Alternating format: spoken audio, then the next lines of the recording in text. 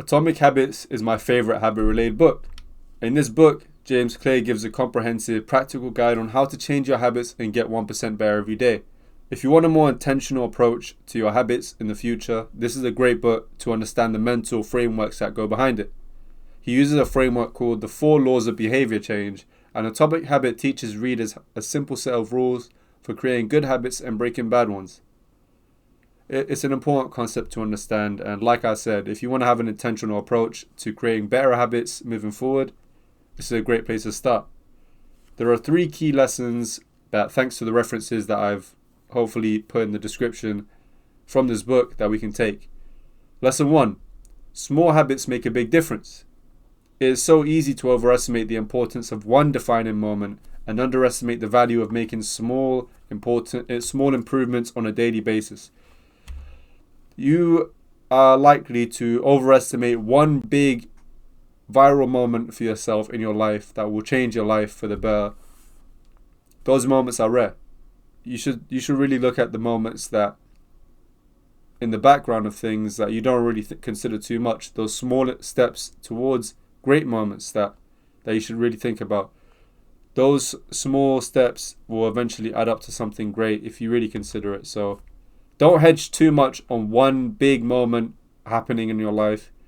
Consider the small improvements you can make every day. Meanwhile, improving by 1% isn't particularly noticeable, and sometimes it's not even noticeable at all.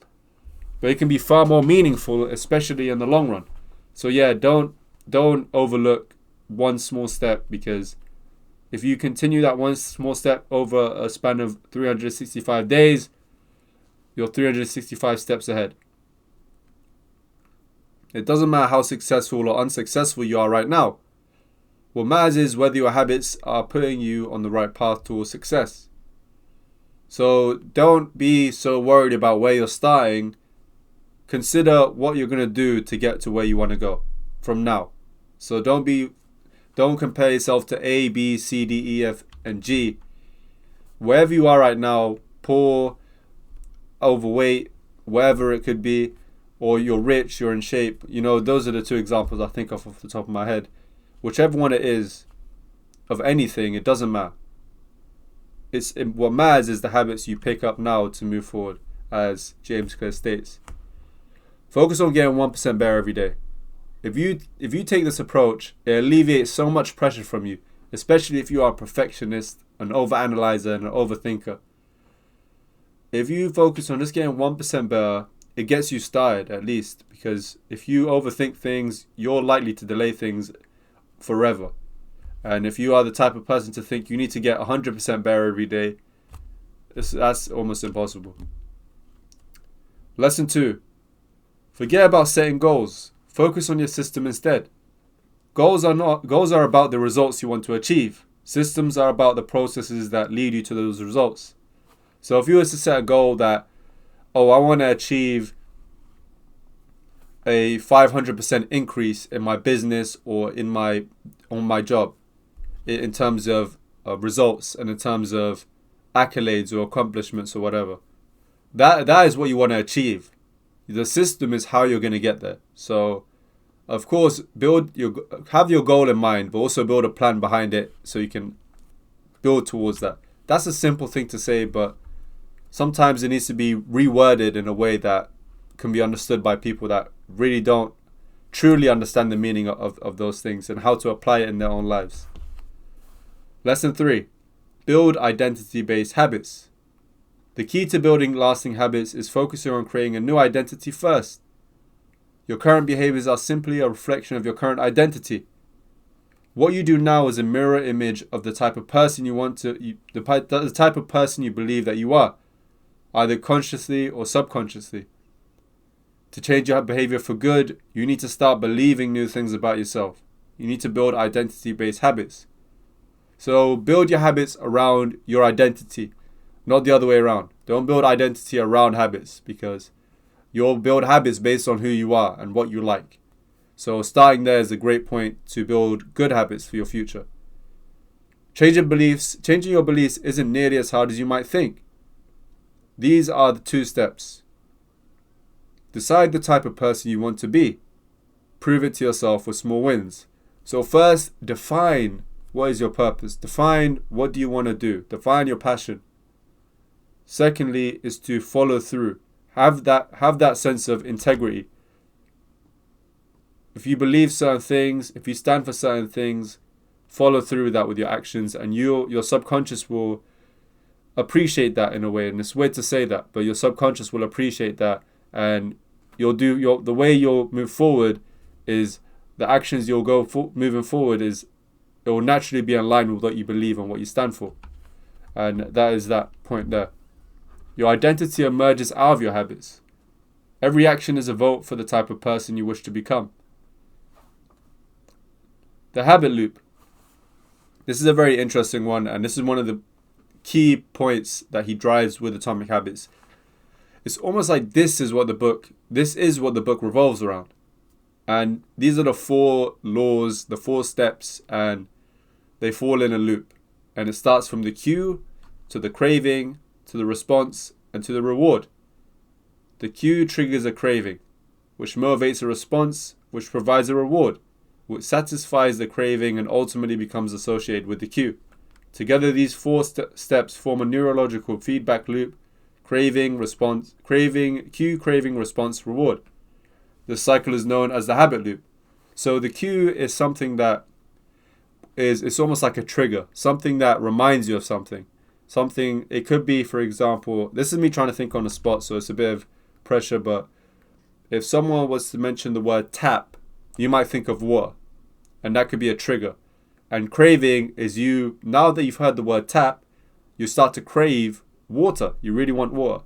And your response is going to get water. And you get water. Now you have water. You drink water, and now is the reward. You drank water now.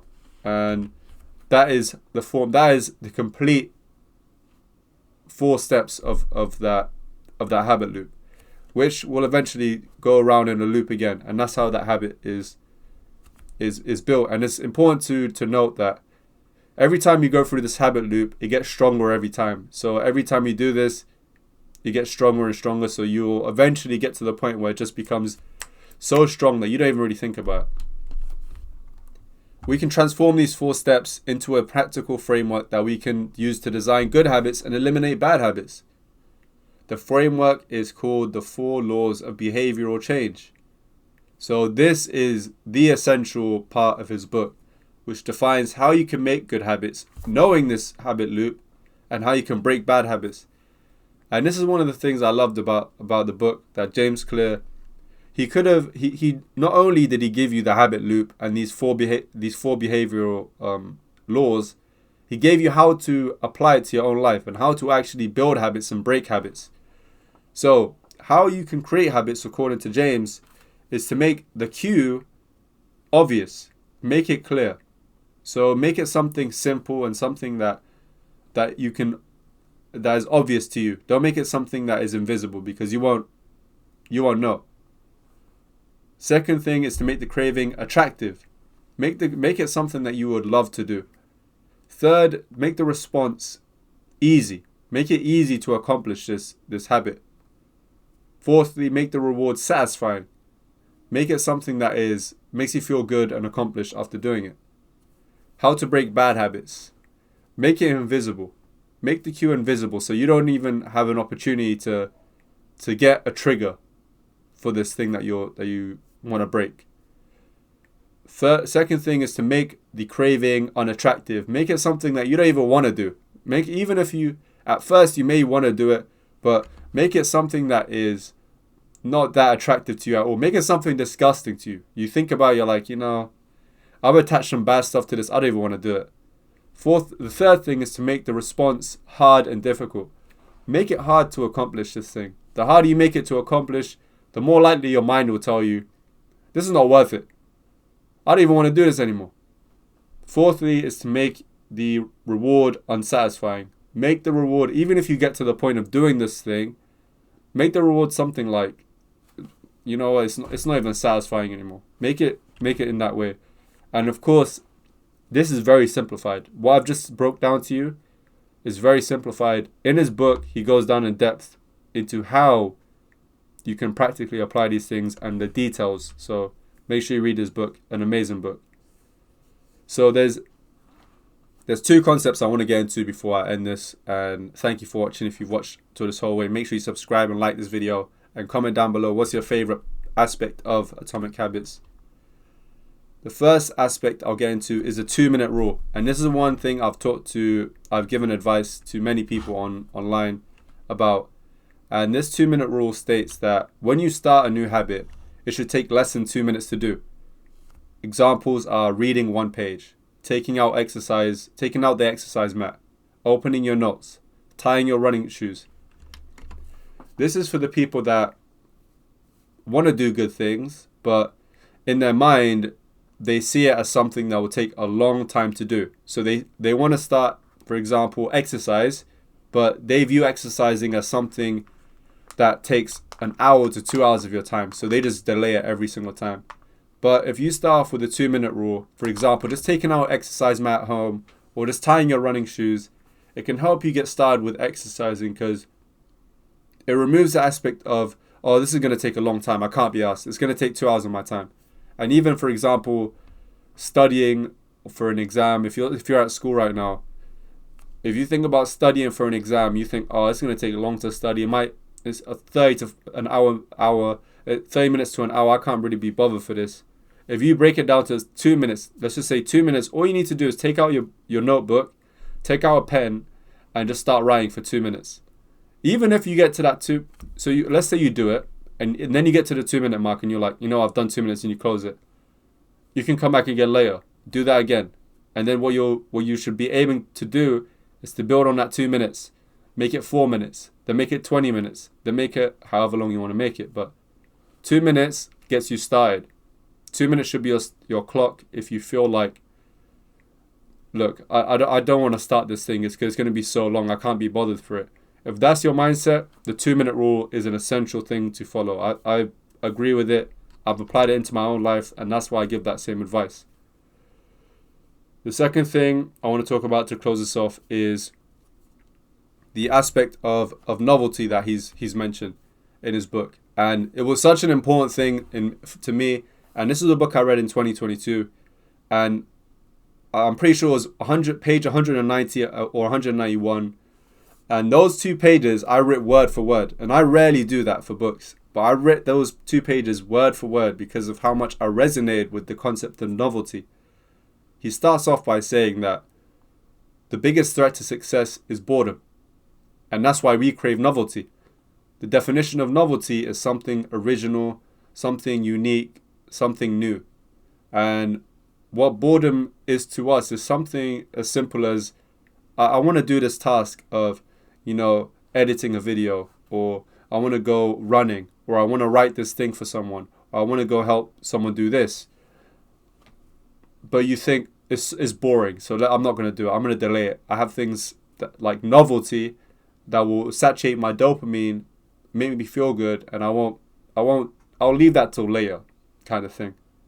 And he breaks down the idea of novelty and how novelty affects us in the mental aspect.